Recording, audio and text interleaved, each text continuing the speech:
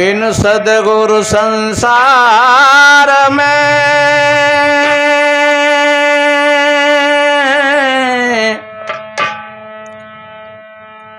सुख नहीं पावे कोई। अमृत सुख जब ही मिले सदगुरु कृपा हो। अमृत सुख जब ही मिले सदगुरु कृपा हो।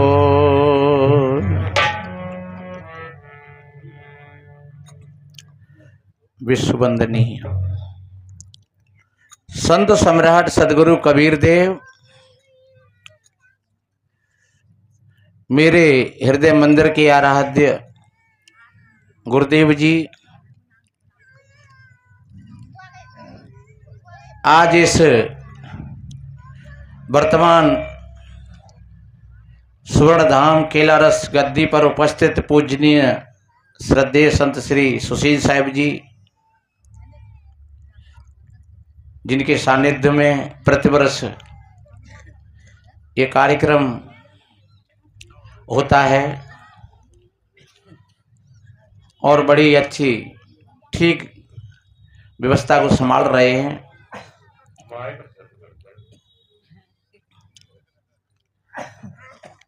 आप सभी धर्मप्रेमी सज्जन, शक्ति स्वरूपाएं माताएं और बहन सभी को वंदन अभिनंदन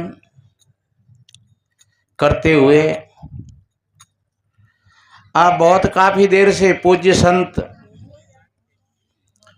और भक्तों के माध्यम से ज्ञानमयी चर्चा को श्रवण किया। अपने जीवन की धारा को समझने के लिए थोड़ी सी बातें बहुत होती हैं और अगर न समझ में आए तो सुनते रहो।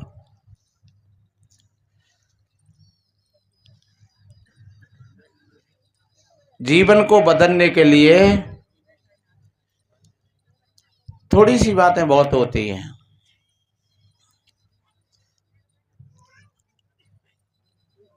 एक छोटी सी बात कह करके आगे समय रहेगा तो एक भजन सुनाऊंगा। जो हम बार बार ये बातें सुनते हैं कि होश में रहो, जागृत होकर के रहो। सदगुरु कबीर साहब जी ने भी कहा है, जो जागल सो भागल हो रमैया राम, आज जो बसेरा नियरे हो रमैया राम, काले बसेरा बड़ी दूर हो रमैया राम, फिर जइयो बिराने देश हो रमैया राम। आज का अर्थ अभी वर्तमान से है। जो वर्तमान में भाई बहन जागृत हो जाते हैं उनका जीवन सार्थक हो जाता है। अन्यथा हमारा मन कभी आगे और कभी पीछे जैसे रहट होता है नहीं, बस इसी तरीका से हमारा मन झूलता रहता है। किसी विद्वान शायर ने कहा है कि बीत गया सो मर गया, आने वाला सपना और वर्तमान को संभालो भाई, बस यही है अपना। जो बीत गया वो मर गया। बताते हैं एक प्राचीन काल की घटना है।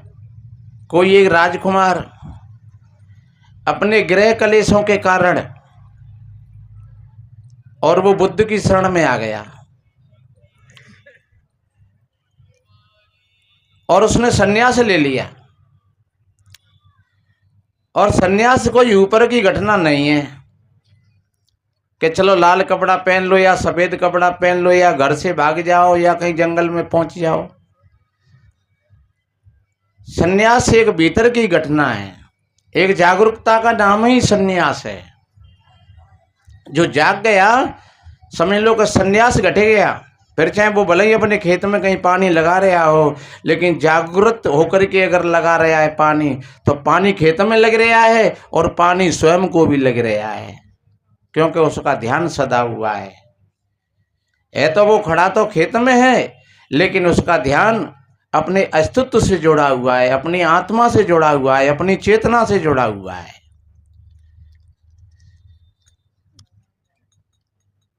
और कर्म तो होते ही हैं, चाहे कोई कितना भी कहीं पर पहुंच जाए फिर भी कर्म करना ही पड़ेगा। कुछ न कुछ आंखें देखेंगी, कान सुनेंगे, मन भी हमारा कुछ शुभ और अशुभ के बीच में चिंतन करेगा,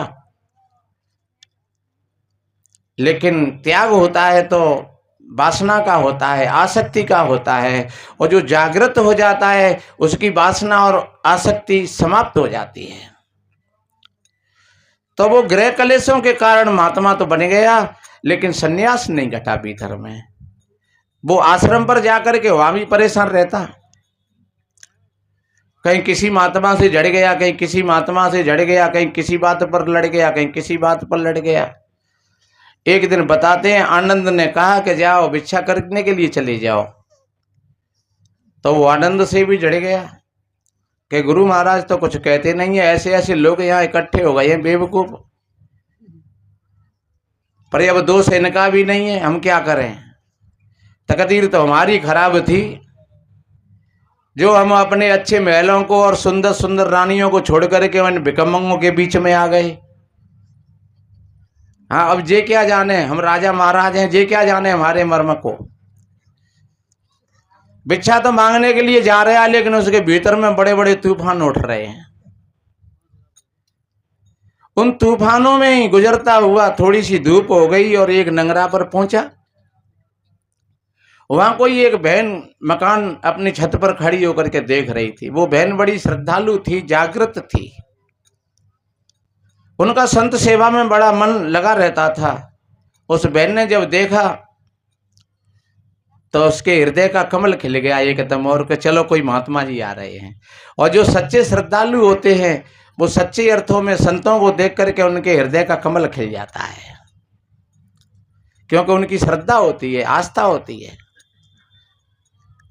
उनके हृदय में ऐसा लगता है कि संत मिल गए तो सब कुछ मिल गया, भगवान परमात्मा कुछ भी कहे, जो मिलना था वो मिल गया। और ये बात बिल्कुल सही है। वो बहन उतर करके नीचे आई और वो घूम करके जैसे ही पहुंचा वहां उसके दरवाजे पर और कहा, खड़ा हुआ, वो बहन निकल करके आई। उस बहन ने उसके चेहरा को देखा, और जो जागृत व्यक्ति होता है वो दूसरे व्यक्ति की भावनाओं को तुरंत पढ़ लेता है, चेहरा बता देता है, चेहरा की लकीर बता देती हैं कि ये व्यक्ति कितना शांत है और कितना अशांत है, क्या गलत काम करके आया है कि कोई अच्छा काम करके आया है।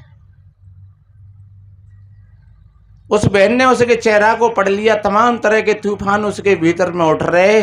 सोच रहा था कि आज अगर कहीं मैं अपने महलों में जाता तो मेरी रानियां जल का लोटा लेकर के आ जाती, कितना स्वागत होता, लेकिन मेरे तो कर्म में जाने क्या भौरी पड़ गई। वह बहन तुरंत वापस गई भीतर लौट करके और जल का लोटा लेकर के आई। उसने कहा, भगवान लो जल पान करो।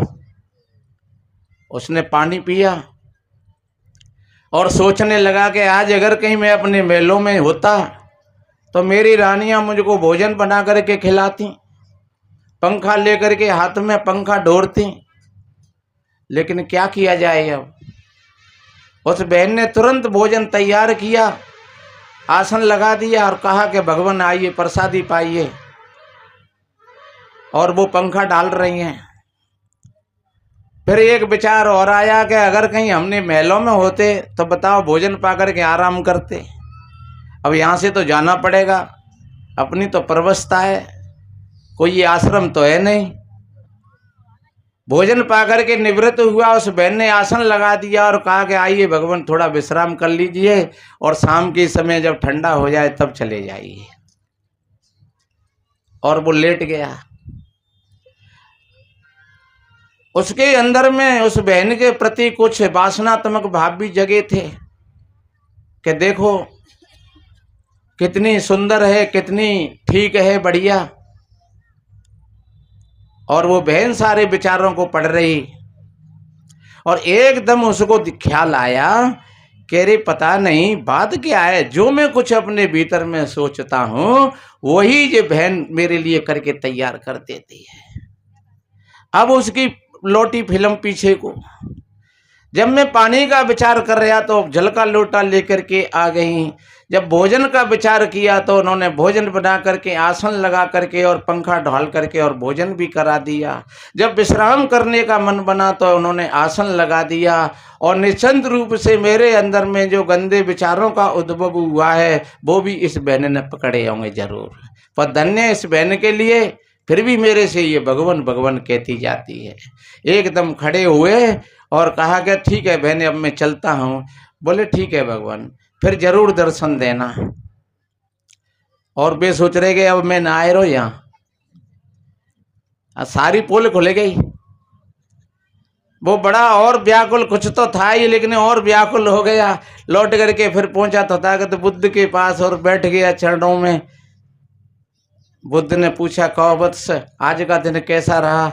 बोले भगवान आप तो कुछ कहते नहीं है, ये आपके महात्मा भी हमें बहुत परेशान करते हैं, पर अब क्या किया जाए, हम महलों से ही निकल करके ऐसी स्थिति में आए और आज भिक्षा करने के लिए गए, वहाँ भी ये खेल हो गया। अब इधर हम भिक्षा करने लायक अभी नहीं है उस गांव में। तो क्यों? अरे के उस बहन ने मेरे सारे विचारों को पकड़ लिया होगा और मेरे अंदर में कुछ गलत विचार भी आए थे उसके प्रति। तथागत बुद्ध ने कहा नहीं बस, भिक्षा मांगने तो तुझे जाना पड़ेगा और वहीं जाना पड़ेगा, लेकिन आज तुम गए सोते सोते और कल जब वापस आए तो फिर जागते जागते। आज तुम सोते सोते गए और सवेरे जाएं तो फिर जागते जागते जाना, होश के साथ जाना और भीतर में देखते जाना अपने विचारों को, भीतर में देखते जाना अपनी श्वासों को। एक एक श्वास तुम्हारी आ रही है और जा रही है, आ रही है और जा रही है, और देखो आपका काम बन जाएगा। तथागत बुद्ध ने उनको ठीक तरीका से समझाया और सवेरा ही हुआ और फिर वो खड़े होकर के उधर के लिए चले, लेकिन बड़े ध्यान से, बड़ी शांत प्रियता के साथ। और वो जा रहे हैं, अपने विचारों को देखते हुए जा रहे हैं। और मैं तो निवेदन करता हूँ आप सभी भाई बहनों से, आप भी जब जब मौका लगे तो अपने भीतर अपने मानस पटल को जरूर देखना। जिस वक्त आप देखना कर दोगे आपके जीवन की फाइल आपके सामने आ जाएगी। जो सारी किताबों का केंद्र है ये हृदय, महापुरुषों ने कहा है सर्वासाम विद्या नाम हृदय आयनम। ये हृदय है, ये समस्त किताबों की माँ है। सारी कुरान पुराण वेद शास्त्र निकले हैं वो इस हृदय से निकले हैं। तो जब व्यक्ति थोड़ा सा अपने भीतर झांकने लगता है तो उसकी अपनी शक्ति और अपनी कमजोरी सारी की सारी चीजें पकड़ में आ जाती हैं। तो कमजोरियों को वो उठाता चला जाता है और जब शक्तियों का उद्भव होता है तो वही व्यक्ति फिर कभी बुद्ध बन जाता है, तो फिर कभी कोई कबीर बन जाता है, तो कोई फिर महावीर बन जाता है, तो फिर कोई राम बन जाता है, तो फिर कोई कृष्ण बन जाता है, कोई स्वामी विवेकानंद बन जाता है, तो कोई दयानंद बन जाता है, कोई रविदास बन जाता है। तो मेरे बहन भाइयों इस तरीका से अपने जीवन की शक्तियों को जागृत करिए। जो सामग्री उनके पास में थी वो आप सभी भाई बहनों के पास में है। जो मीरा मंदालसा के पास में थी, जिनको महादेविया कहते हैं, वो शक्ति तुम्हारे पास में भी है। आज वो ब्रह्मचारी चला जा रहा है धीरे धीरे अपने मानस पटल को देखते हुए, और एक शांति की आभा बनती चली जा रही है धीरे धीरे।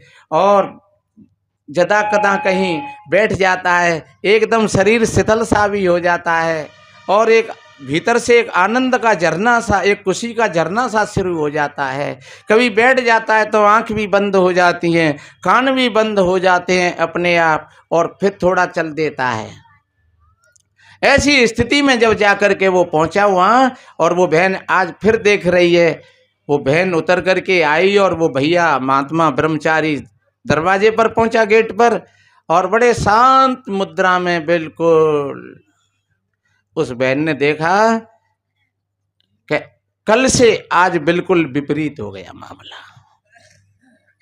कल कितने बड़े बड़े तूफान उठ रहे थे और आज कितनी शांत प्रियता के साथ हाथ जोड़ करके कहने लगी, भगवान कल मुझे पूछने की कोई आवश्यकता नहीं थी,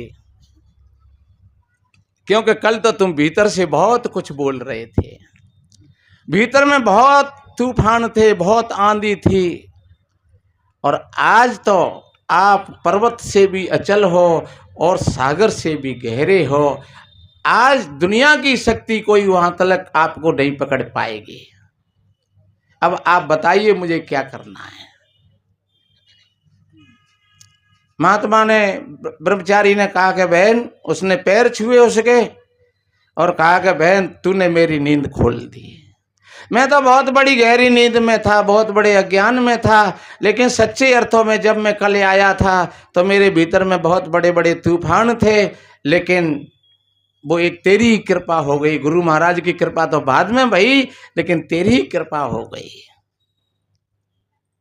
और उस बहन ने भिक्षा दे दी और बड़ी प्रसन्नता के साथ लेकर के आए तथागत बुद्ध के पैरों में बैठ करके, और आंसू आ रहे हैं और बुद्ध सर पर हाथ फेर रहे हैं। बस हो गया तुम्हारा काम, बस यही अपने जीवन का लक्ष्य है, प्रत्येक प्राणी का यही लक्ष्य है, यही अपनी मंजिल है। और यहाँ से जो कोई भाई बहन अगर इधर उधर जाते हैं तो समझ लो कि वो जीवन में भटक जाते हैं। लगता तो बहुत कठिन जैसा है, लेकिन मैं कहता हूँ कि शायद इससे ज़्यादा सरल और कुछ होगा भी नहीं। बाहर में जो कुछ भी तुम करोगे वो सब कठिन होगा, और जब ये बात समझ में आ जाएगी, आपका भीतर की ओर अपना झुकाव हो जाएगा, तो शायद फिर इससे सरल फिर और कुछ है भी नहीं। दुनिया के लोग भगवान को पाने के लिए भूखे प्यासे उपवास व्रत मंदिर मस्जिद तमाम अटर कटर में लगे रहते हैं, लेकिन ये बात अगर सतगुरु की समझ में आ जाए, ये बीजक की 353 नंबर की साखी में कहा है, साखी आँखी ज्ञान की समझ देख मन माय, और बिन साखी संसार का झगड़ा छूटत ना है। तो मेरे बहन भाइयों, हम भी साक्षी हो जाएं। वह ब्रह्मचारी वो अब सच्चे अर्थों में सन्यासी बन गया, उसके भीतर में सन्यास घट गया। बस यही है जीवन की परिधि। एक भजन सुनाऊं।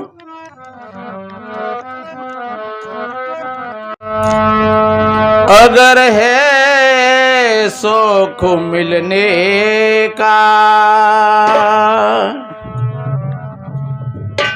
सच्चे अर्थों में शौक है मिलने का, सच्चे अर्थों में हम सत्संगी हैं। कवि ने कितनी बढ़िया बात बताई है इसमें। अगर है सुख मिलने का तो हरदम लो लगाता जा, अगर है सुख मिलने का।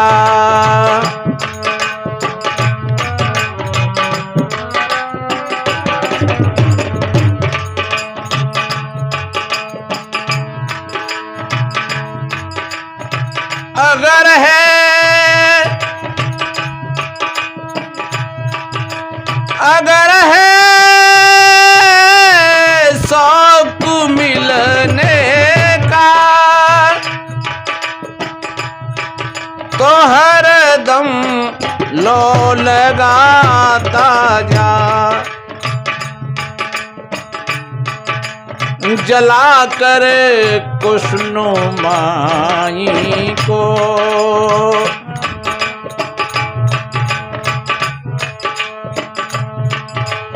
जला कर कुशनुमाई को, खाक तन पर रमाता जा।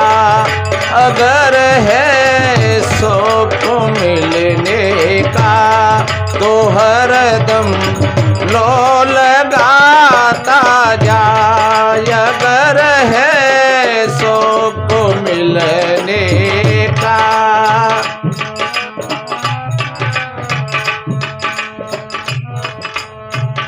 कुशनुमाई,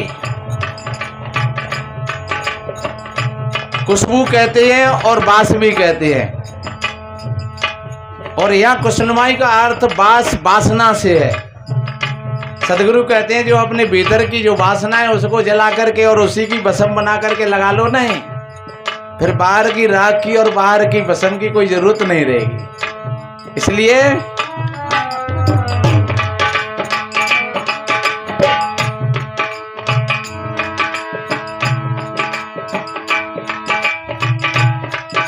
लगा कर इश्क की झाड़ू,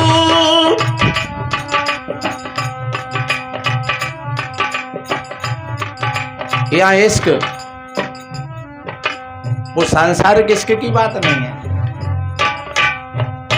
यहाँ एक विशेष प्रेम की बात कही है। ऐसा कहा है रामायण में, एक अच्छी चौपाई है, राम ही है केवल प्रेम प्यारा, और जान ले जो जानना आ रहा। चौपाई का बात कर दो और तुम अपने राम से पूछो कि तुम्हारा राम क्या चाहता है, बैर चाहता है कि प्रेम चाहता है, तो शायद तुम्हारा राम भी बैर को स्वीकार नहीं करेगा, प्रेम को ही स्वीकार करेगा। क्योंकि प्रेम स्वभाव है, बैर और क्रोध स्वभाव नहीं है। इसलिए मेरे बहन भाइयों, लगा कर इश्क की झाड़ू, सपा कर दिल के हुजूरे को, दुई की धूल रख सर से।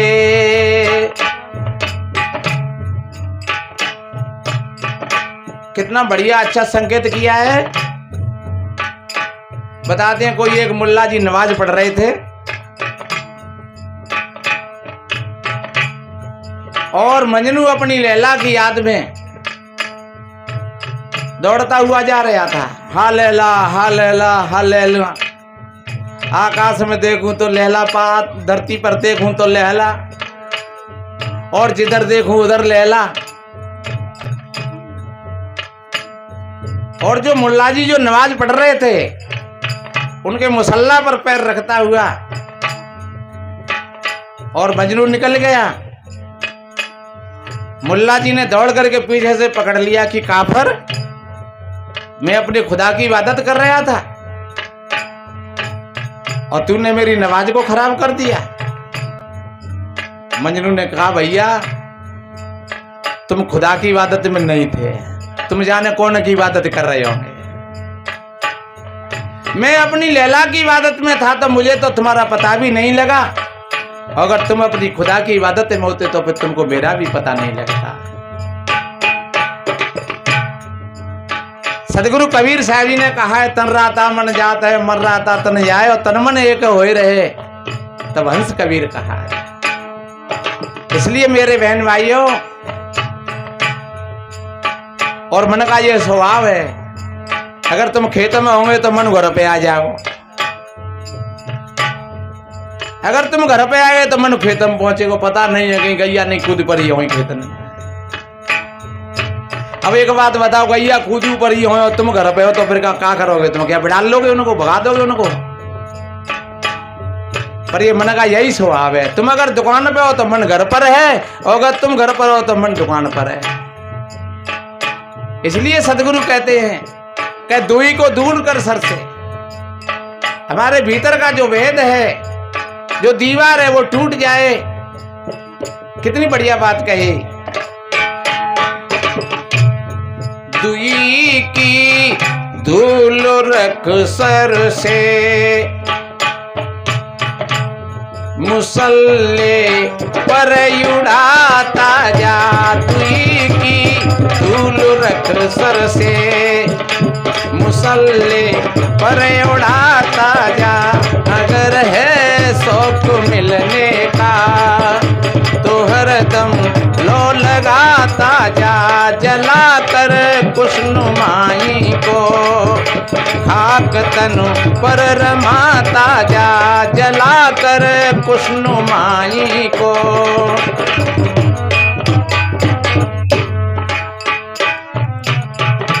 और जैसे अंधविश्वास और रूढ़िवाद का सदगुरु कबीर साहब जी ने जो खंडन किया था, जय हो प्रभु जय हो, ऐसे ये बताते हैं कवि मंसूर एक ऐसे महापुरुष हुए थे, कितना बड़ा प्रयार किया और फांसी खाई उन्होंने। क्या बोला?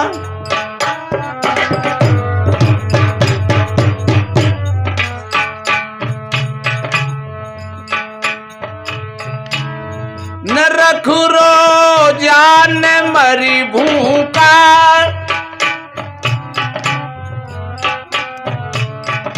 अरे भैया तुम्हारा परमात्मा तुमको भूखा मरने से नहीं मिलेगा। तुम्हारा परमात्मा तुम्हारे झूठे उपवासों से नहीं मिलेगा। तुम्हारा परमात्मा किसी मंदिर और मस्जिद में सर पटकने से नहीं मिलेगा। कितना बढ़िया कहा।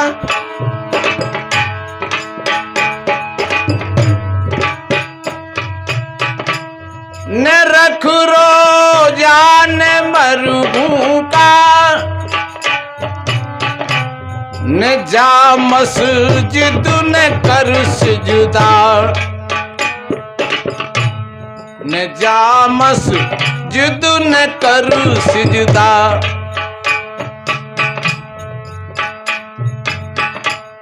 बजू का तोड़ दे कुंजा, बजू का कहते हैं जो वो सागर सा होता है पानी का, जिससे जब नमाज करते हैं तो वो बजू करते हैं, हाथ को धोते हैं उल्टा हाथों को, हाँ उसको बजू कहते हैं। उन्होंने कहा तोड़ दे इसको। बजू का तोड़ दे कुंजा, शराबे शौक पीता जा। बजू का तोड़ दे कुंजा, शराबे शौक पीता जा।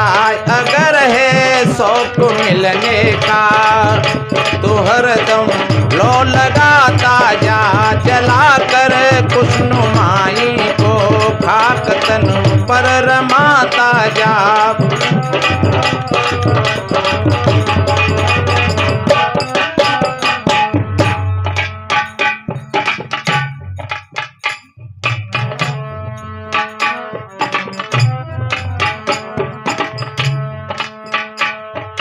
कितनी माताएं कितने व्रत रखती हैं, उपवास रखती हैं, भाई लोग भी, लेकिन सच्चा अर्थ व्रत का क्या है? एक गलत आदतों का त्याग कर देना। मैं आज से गाली नहीं दूंगा, मैं कभी झूठ नहीं बोलूंगा, मैं शराब नहीं पीऊंगा, मैं अंडा मांस नहीं खाऊंगा, तो समझ लो कि आपका सच्चा व्रत हो गया। और उपवास इसी को कहते हैं। आप जो बैठे हुए हैं सत्संग में, उप कहते हैं सामीप्यता, बास कहते हैं बैठना। जो संतों के पास बैठ करके ज्ञान की चर्चा को श्रवण करते हैं, ये उपवास है। और जब हम अपने ध्यान में, अपनी साधना में जब बैठ जाते हैं, जब अपने पास बैठे हैं, और अपने पास कब बैठे हैं? जब दुनिया की कोई चीज तुम्हारे पास नहीं हो। ठीक है बस, ठीक है बेटा, ठीक है। जय हो प्रभु।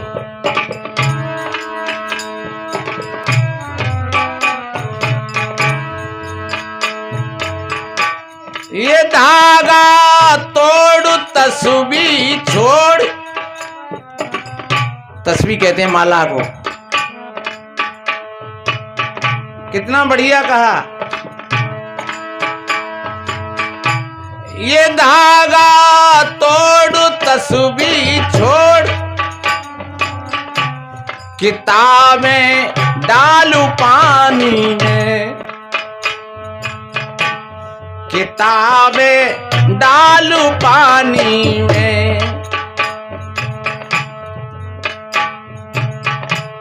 मसायक बन के क्या करना, मसायक बन के क्या करना, मसीकत को जलाता जा, मसायक बन के क्या करना, मसायक बन के क्या करना। मसायक कहते हैं विद्वान को और मसीकत कहते हैं विद्वता को। सदगुरु कहते हैं ऐसे विद्वान और ऐसी विद्वता से तुम अपने जीवन के लक्ष्य को कभी प्राप्त नहीं हो पाएंगे, इसलिए ऐसी मसीकत को जला करके फेंक दे। और ध्यान रखो, बुद्धि की चातुर्यता हमको कभी अपने केंद्र तक नहीं पहुंचने देगी। जो हमारी बुद्धि में जो व्यवसायिकता है, जो कहीं किसी तरीके का पक्षपात लगा हुआ है, तो सज्जनों हम अपने आप से दूर हैं। इसलिए कितना बढ़िया कहा है कि ऐसी मसीकत को, ऐसी विद्वता को जला करके खाक कर देना चाहिए। ये विद्वता तुमको कहीं पर नहीं ले जाएगी।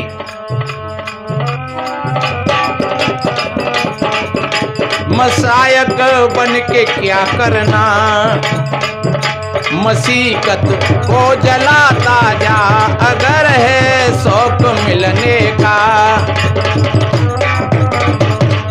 तो हरदम लो लगाता जा, जला कर खुशनुमाई को।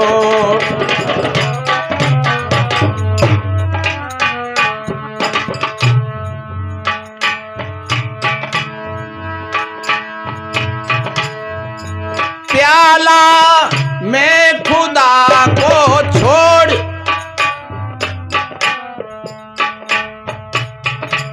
ये प्याला मैं खुदी का पी। जो सारी कल्पना है, जो सारी मानंदी है, परमात्मा ऊपर होगा नीचे होगा,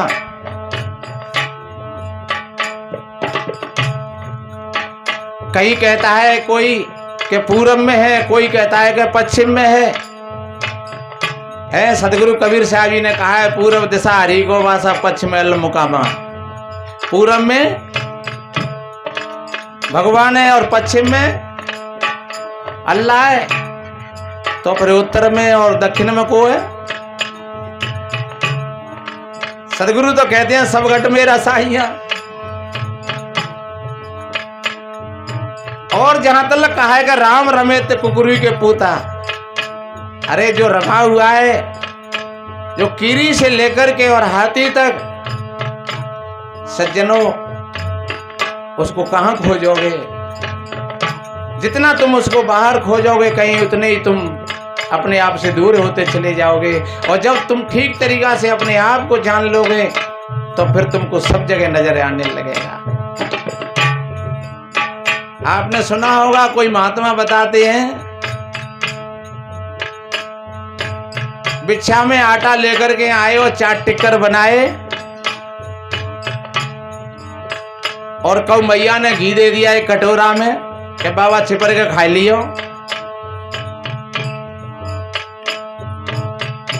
और महात्मा ने 4 टिक्कर बना करके रख दिए। हाथ धोने के लिए गए तब तक कुत्ता चलवा चारों ने उठा ले वो। और महात्मा जी घी के कटोरा लेकर के पीछे पीछे जा रहे, भगवान रूखी काय को खा रहे हो, छिपर के खाए ले हो। अरे ये घी भी तो दिया है। और मैं करूं निवेदन करूं कि अगर आपके चौका में तो रोटी ले जाए कुत्ता, तो कहा आप कटोरा लेके भजोई का डंडा लेके। इसलिए सदगुरु कबीर कहते हैं सब घट मेरा साइया। कोई पशु है, पक्षी है, नुकसान भी कर देता है, उसको भगा देना कोई बात नहीं है, लेकिन उसको मारना बहुत बड़ा जुर्म है। इसलिए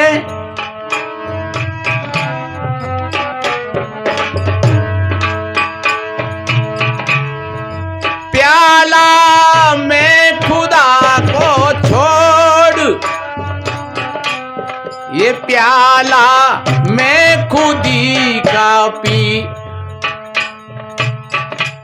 नशे में सैर करूं प्यारे। कितना बढ़िया कहा है। मिलने की आरज़ू है तो खुद को मिटा के देख, और पर्दा नसीब कर तो पर्दा उठा के देख। पी ले शराब शौक तू मस्ती में झूम कर, और उतरे नशा न फिर कभी सागर चढ़ा के देख। मिलने की आरज़ू है तो खुद को मिटा के देख, और पर्दा नसीब कर तो पर्दा उठा के देख। जो पीते पीते जाम और वो नशा उतर जाए मेरे भाई बहनों, वो नशा नशा नहीं होता है। और जे सदगुरु की जो ज्ञान की खुमारी जो नशा चढ़ गया किसी को, फिर वो नशा उतरना नहीं। बस नशा करना तो फिर ऐसा करना। कितना कहा है बढ़िया। अच्छा,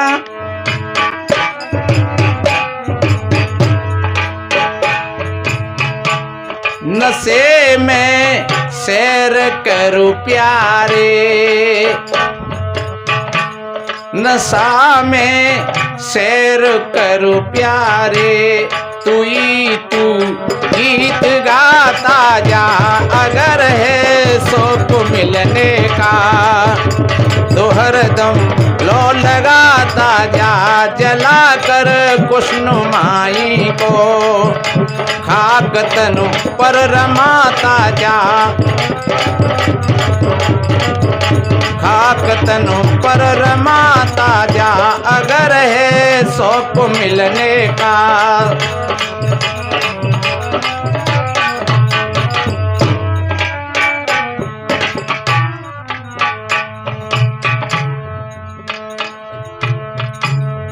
इसलिए मेरे भाई बहनों, सोबत जागत है। सदगुरु कबीर साहब जी ने ऐसी अवस्था को सहज समाधि कहकर के संबोधित किया है।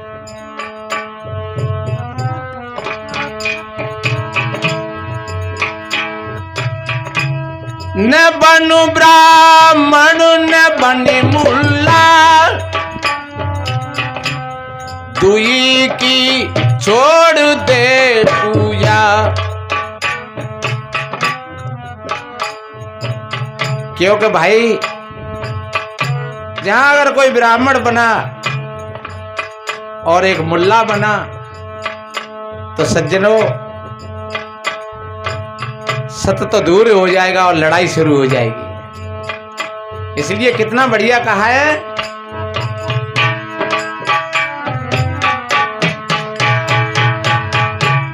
न बने ब्राह्मण न बने मुल्ला, दुई की छोड़ दे पूजा। दुई की छोड़ दे पूजा। हुक्म सा है कलंदर का, तो को बुरो को मिटाता जा। हुक्म सा है तो को बुरो को मिटाता जा। अगर है शौक मिलने का तो हरदम लो लगाता जा। जला कर कुशनुमाई को खाक तनु पर रमाता जा।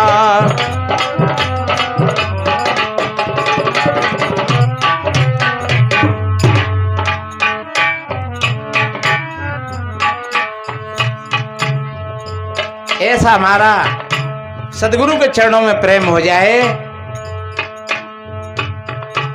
किसी विद्वान ने कहा है,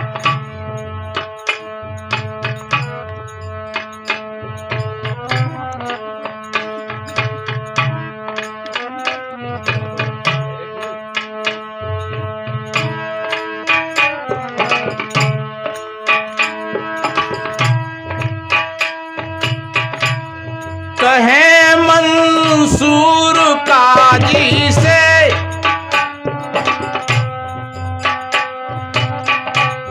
कहे मंसूर काजी से,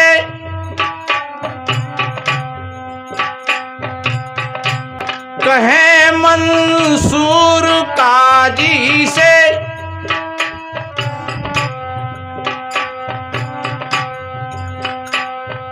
प्रेम निवाले को मत खा। कुफ्र है, कुफ्र कहते हैं गलत। मंसूर कहते हैं काजी तुम ये गलत, ये कुफ्र जो भोजन पाते हैं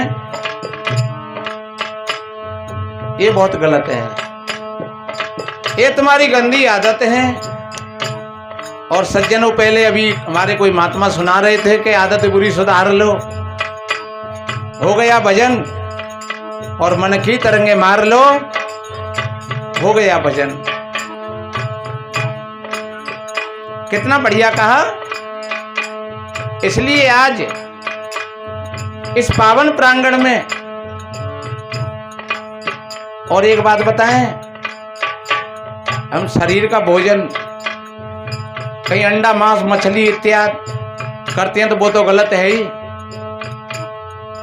लेकिन हमारे भीतर में दूसरों के प्रति जो गलत विचार चलते हैं, हमारी आंखें अगर दूसरी व्यक्ति को गलत हिसाब से देखती हैं तो वो भी इंद्रियों का भोजन है। वो आंख का देखना भोजन है, कान का शब्द सुनना भोजन है,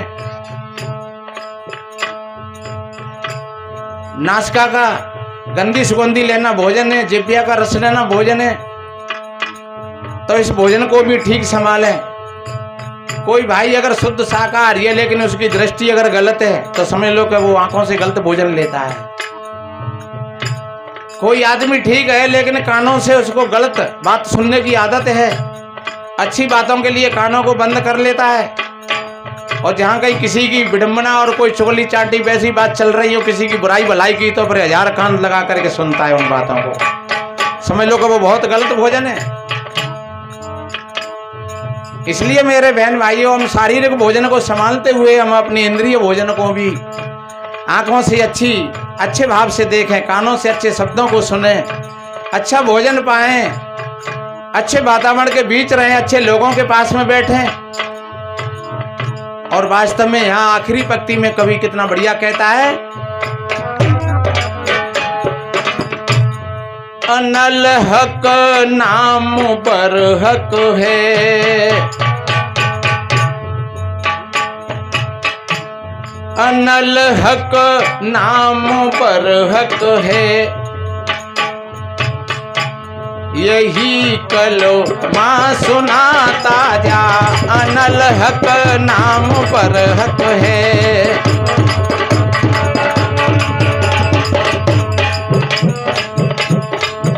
और आज ही कितना बढ़िया कहा है, जो हमारे भीतर से आवाज आ रही है वो कहां से आ रही है? सदगुरु कहते हैं संतों शब्द साधना कीजे, और जौन ठौर से शब्द उठते सोई ठौर लख लीजे, ए संतों शब्द साधना कीजे। वास्तव में जब तुम उस धारा को पकड़ करके चले जाओगे तो तुम अपने केंद्र तक पहुंच जाओगे। जैसे कभी हमारे यहाँ कुओं में बहुत पानी थे और कोई चीज गिर जाती, 15-15, 20-20 हाथ पानी हो जाता कुआं में, और कोई बाल्टी गागर किसी की गिर गई तो फिर जो निकालने वाले आते लोग तो वो एक रस्सी लेकर के ऊपर बांध देते और उसमें एक 20-30 किलो का पत्थर लेकर के बांध करके और फंस देते, तो वो पत्थर तले में पहुंच जाता और उस रस्सी के आधार से फिर वो तले तक पहुंच जाता, और उस रस्सी को पैरों में लगा करके और सारे कुआं को धड़ोल लेता, और कोई चीज होती हाथों से उठा करके और फिर वो ऊपर आ जाता। सज्जनों, ऐसे ही ये सारी चीजें आधार हैं हमारे लिए अपने आप तक पहुंचने के लिए, अपने आप को जानने के लिए, अपने आप को समझने के लिए। इसलिए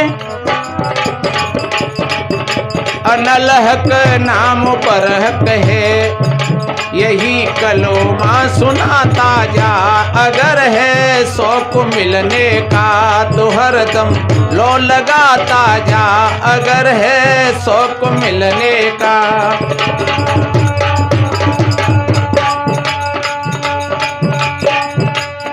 अरे जा काया गाड़ी खड़कड़िया जी हंस हाँकने वाला जा, काया गाड़ी खड़कड़िया जी हंस हाँकने वाला जा, काया गाड़ी।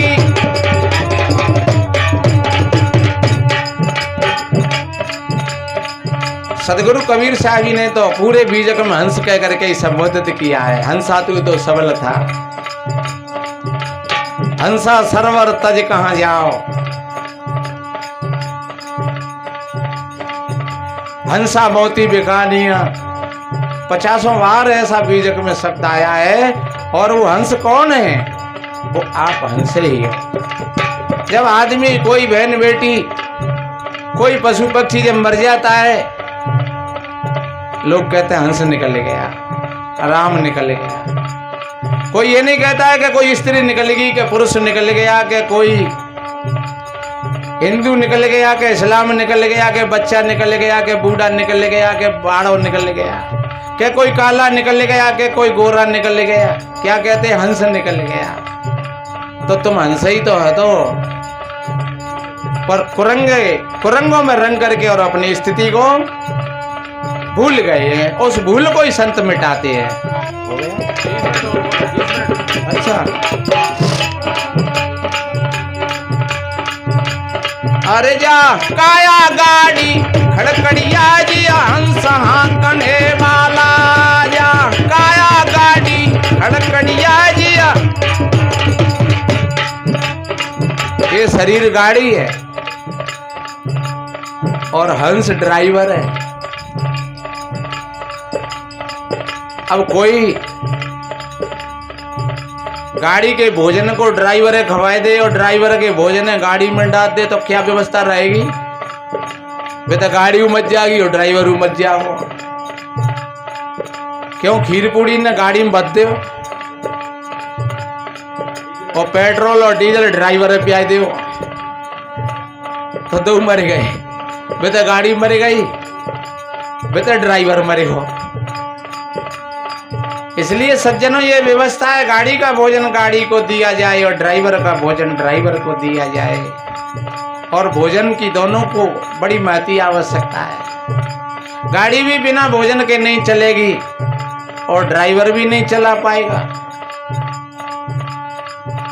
अच्छा, गाड़ी है तो भोजन मिलेगा और ड्राइवर है भोजन नहीं मिलो, तो क्या करेगा फिर? कहता को पेड़ में देगो, कहो खंती में देगो, कची डरी है गाड़ी।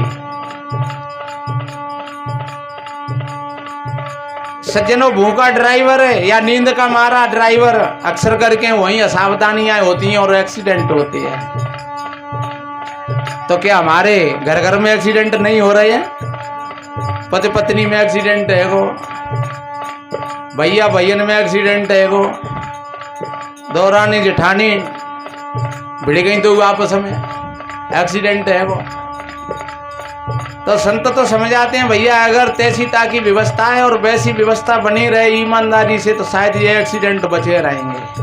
अगली पंक्ति में देखिए कितना बढ़िया कहा है।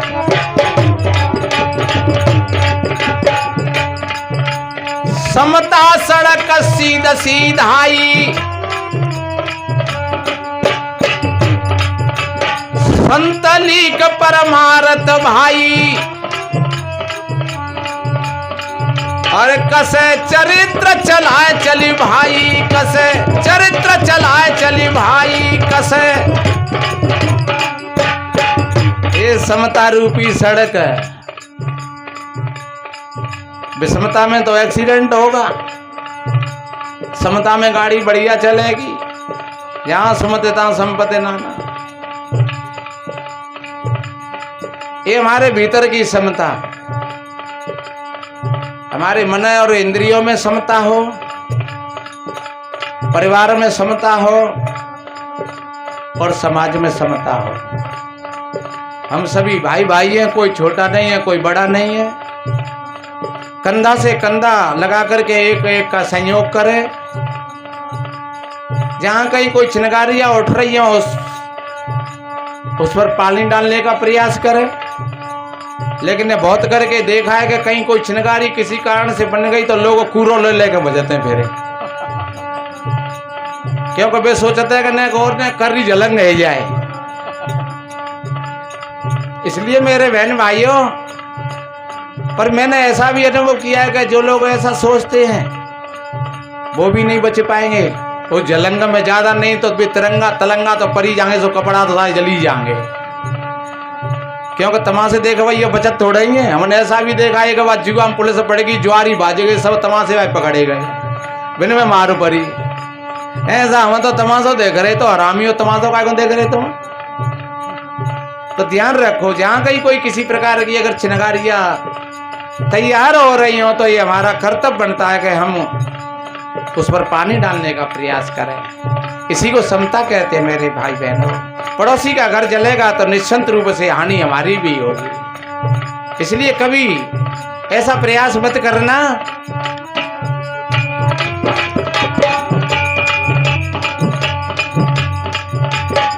एक छोटी सी बात याद आ गई है। एक बहुत पुरानो एक बरगद को पेड़ हुआ तो वहां पे एक गीदराज रहता था और बाकी पत्नी होगी, बच्चा है बाकी 4। एक दिन बाकी बच्चा मचल गए कि हम तो ताजी मांस खाएंगे। गीदराज ने कही कि डट जा रे भाई, हमारे परिवार की खानदान की यही रीत है कि हम तो मरे मराए ने खाता है, तो मरे को मांस हम ला देंगे और खूब खाऊ, जिक्के मसक्के खाऊ खूब, हमारा भोजन ही वही है।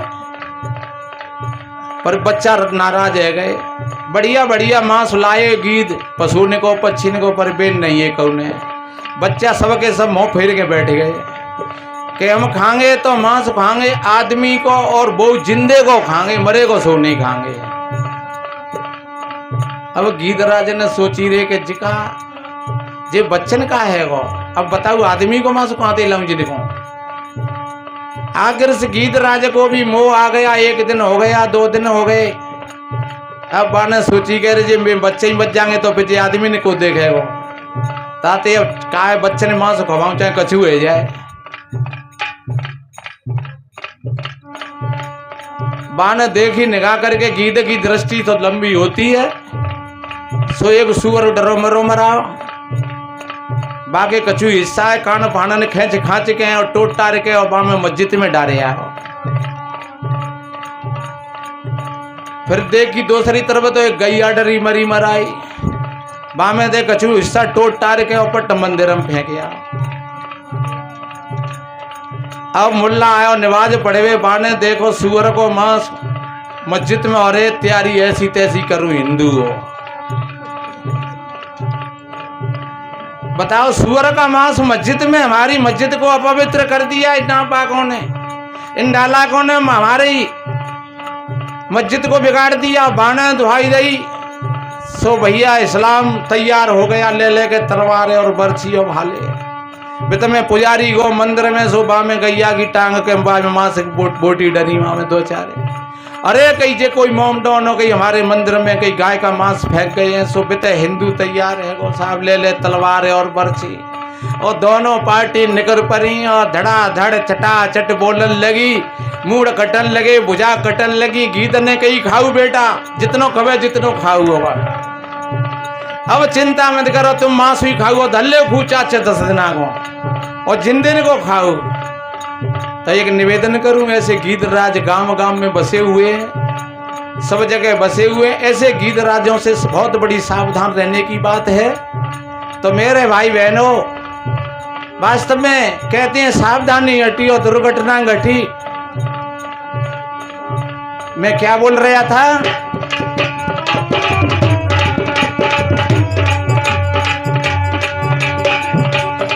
समता सड़क सीध सीधाई, संत लीख परमारत भाई। अरे कसे चरित्र चलाए चलो भाई, कसे चरित्र चलाए चलो भाई, कसे। अरे रहियो हो सया वाला, रेजी हंस हाकने वाला, जा काया गाड़ी खड़खड़िया जी हंस हाकने वाला जा।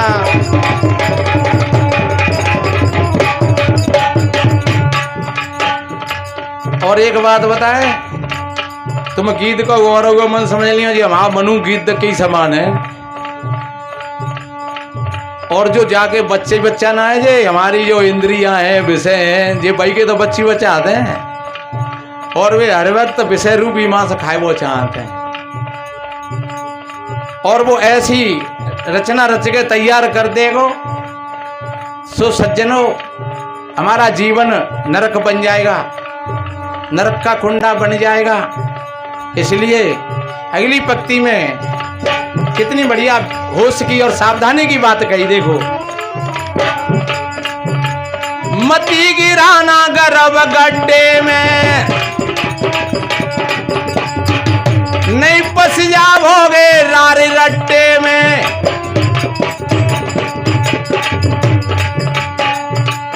मती गिराना गर्भ गड्ढे में, कहूं गाड़ी ये अहंकार के गड्ढा में नहीं चली जाए।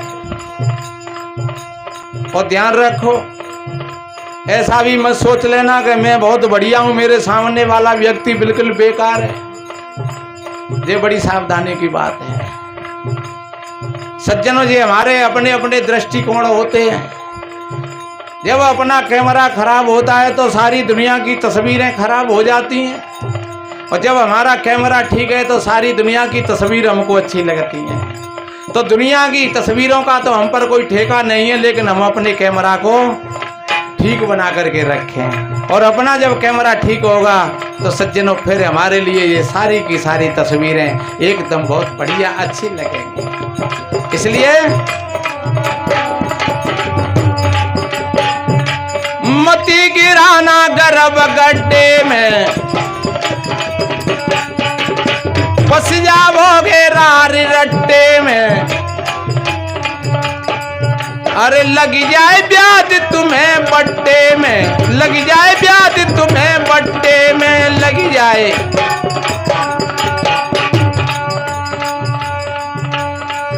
अरे रहियो हो सहवाला रे जी हंस हाँकने वाला, जा काया गाड़ी आए जा काया गाड़ी खड़कड़िया जी हंस हाँकने वाला, जा काया गाड़ी खड़कड़िया जी हंस हाँकने वाला, जा।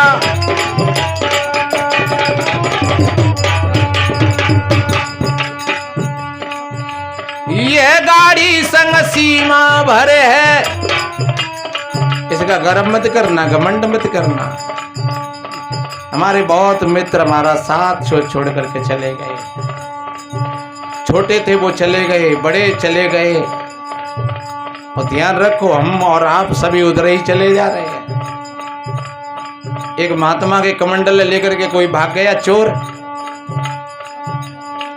चोर तो घुसे वो गांव में, और महात्मा दौड़ो जा रहे शमशान की तरफ। एक भैया ने कही, भैया महात्मा इधर कहाँ जा रहे हो, भागे भागे। बोले मैं कमंडल चोर ले गो। तो का चोर तो गांव में घुसे गो। अरे भैया मैं गांव में कहाँ देखेंगो, आखिर जानते आगे कहाँ जागो, यहीं तो आवेगो, ताकि मोर्चे पे बैठो जा तुम। तो ध्यान रखो हम और आप सभी बिताई चले जा रहे हैं। दुनिया के मुसाफिर मंजिल तेरी कमर है, और तय कर रहे आज से तू 2 दिन का ये सफर है। जब से रचिए दुनिया लाखों करोड़ आए, बाकी रहा ना कोई, सबका यही असर है। किस गाफिली में भूला दुनिया के मुसाफिर मंजिल तेरी कमर है। ये गाड़ी संग सीमा भरे, मत रहना इस पर निर्भर। तू अविनाशी नित्य अमर है, तू अविनाशी नित्य अमर है। तू अविनाशी है, तू नित्य है, तू अमर है, अमृत है तू। अरे ये वाहन बिगड़ने वाला रे जी हंस हाँकने वाला, ये वाहन बिगड़ने वाला रे जी हंस हाँकने वाला। काया गाड़ी खड़कड़िया जी हंस हाँकने वाला जा।